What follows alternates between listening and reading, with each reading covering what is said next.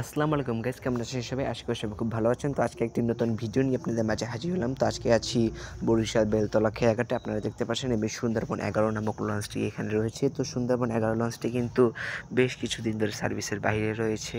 2021 সাল অথবা 22 সালের দিক দিয়ে রোজার ঈদের পর থেকে এটি কিন্তু সার্ভিসের বাইরে। তো এটির নাকি একটি ইঞ্জিন পরিবর্তন করা প্রয়োজন, তো সেই কারণেই নাকি এটিকে ডকে আনা হয়েছে। তো আনার পরে এটির কোনো আর অগ্রগতি দেখতে পাচ্ছি না, এবং এটিকে কিন্তু বেশ কিছুদিন আগে কিন্তু এটি কিন্তু চরে কিন্তু আটকে গিয়েছিল। তারপর সুন্দরবন 15 লঞ্চের সাহায্যে লঞ্চটিকে নামানো হয়েছে। তো এই দেখতে পাচ্ছেন এমবি সুন্দরবন 11 লঞ্চটি বর্তমানে তাদের নিজস্ব ডকে রয়েছে, এবং বর্তমানে কিন্তু কোনো কাজ কিন্তু কোনো করানো হচ্ছে না। লঞ্চটি বর্তমানে অলস সময় পাঠ করতেছে তার নিজস্ব ডকইয়ার্ডে। তো আদৌ কবে সার্ভিসে আসবে, তো সে নিয়ে সংশয় রয়েছে। আশা করি খুবই শিগগিরই সার্ভিসে আসবে।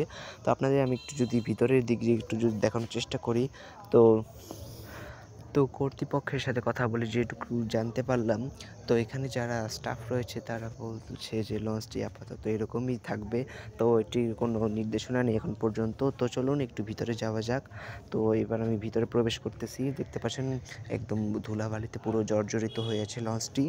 তো ভিতরে আমি প্রবেশ করলাম এমভি সুন্দরবন 11 লঞ্চে। তো দেখতে পাচ্ছেন এটি হচ্ছে নিচতলার ফ্রন্ট ডেক, এবং উপরের সিলিংগুলো আপনারা দেখতে পাচ্ছেন খুব একটি ভালো অবস্থায় নেই, এবং এটি হচ্ছে ভিতরের ডেক।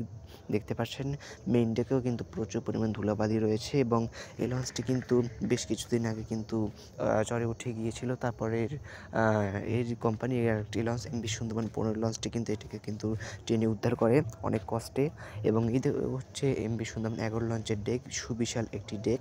এই লঞ্চটি বর্তমানে তাদের নিজস্ব ডকইয়ার্ডই বাঁধা রয়েছে। তো লঞ্চটি এটি হচ্ছে লঞ্চের পিছনের ইঞ্জিন রুমের পাশে দেখতে পাচ্ছেন একটি গিয়ার বক্সের একটি অংশ, এবং এই পাশে হচ্ছে ইঞ্জিন রুম। আপনাদের যদি একটু দেখানোর চেষ্টা করি, এটি এই পাশে হচ্ছে এটি ইঞ্জিন রুম। তো ইঞ্জিন রুমটি এখন আপাতত বন্ধ রয়েছে। তো এভরিওয়ান, আপনাদের আমি ইঞ্জিন রুমটা দেখাতে পারলাম না, তো তার জন্য আন্তরিকভাবে দুঃখিত। তো গাইস, আজকের ভিডিওটা এই পর্যন্তই। ভিডিওটি কেমন হয়েছে অবশ্যই কমেন্ট করে জানাবেন, এবং ভিডিওতে যদি কোনো ভুলভ্রান্তি থেকে থাকে অবশ্যই আমাকে ক্ষমার দৃষ্টিতে দেখবেন, এবং আমাকে চ্যানেলটি সাবস্ক্রাইব করবেন।